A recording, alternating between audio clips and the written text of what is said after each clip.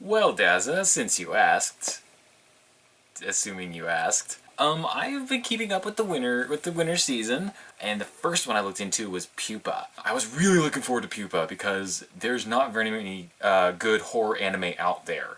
I mentioned, if you watch my 12 Days of Anime, I did mention another, the horror anime. And so I was really excited at the prospect of like, oh, another horror anime. Yeah, that's gonna be great. And I sat down and I watched it. 4 minutes long. Seriously? 4 minute long episodes. I can't even like fathom that decision. Like, you need time to effectively build up to a scare. You need time to properly set the mood and to create a scary atmosphere.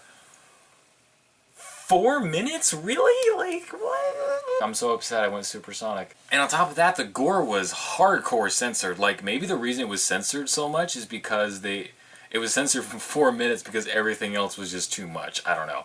Yeah, I'm pretty disappointed. Nice use of colors. I like the soft blend of colors, but it has a distinctive look to it based on just its soft pattern of colors, and that was nice. But I'll keep watching it just in case it gets better, but that could be a deal breaker right there. The other one I watched was Hamatora, it's about like these private investigators who have superpowers, and the description says, oh, the power is called minimum, and very few people have it. It's only a select few.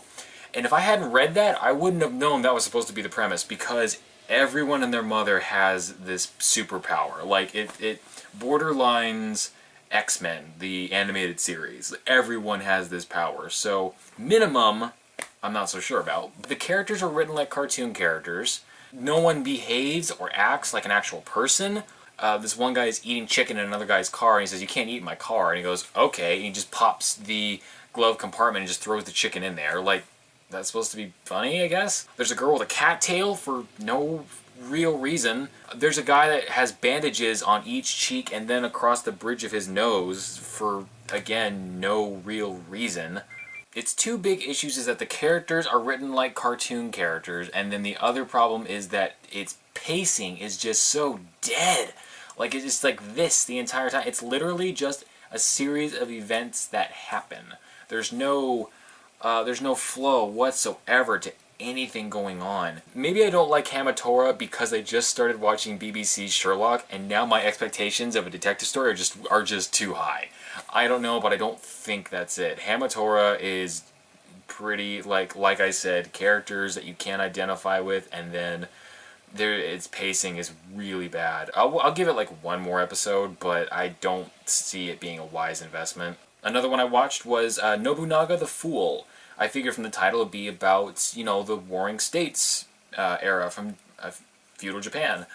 But I was watching it and I was just like, is this what it's like to not like anime? It's hard to pinpoint exactly what the problem with Nobunaga the Fool was, because basically everything was wrong. The characters were introduced, but by no means were they established. I don't understand any of them. I don't understand what they want. I don't understand how they think. I don't get their characters. That's what it comes down to. I don't get their characters. The world is not set up or explained. It's in feudal Japan, but there's mech robots, and there's like these kangaroo cat aliens that kind of remind me of the thing Ewan McGregor rode around in episode 2. And then Da Vinci shows up with a tuba. It kind of felt like watching the Pokemon movie, but from the point of view of the parent that took you to see it, like just being completely lost. But luckily, the other one I watched was Space Dandy, and I know I'm just repeating everybody else by saying it's really good, but guys, it was really good. I'm not really a fan of meta humor, or that kind of meta humor when it's very on the nose about it.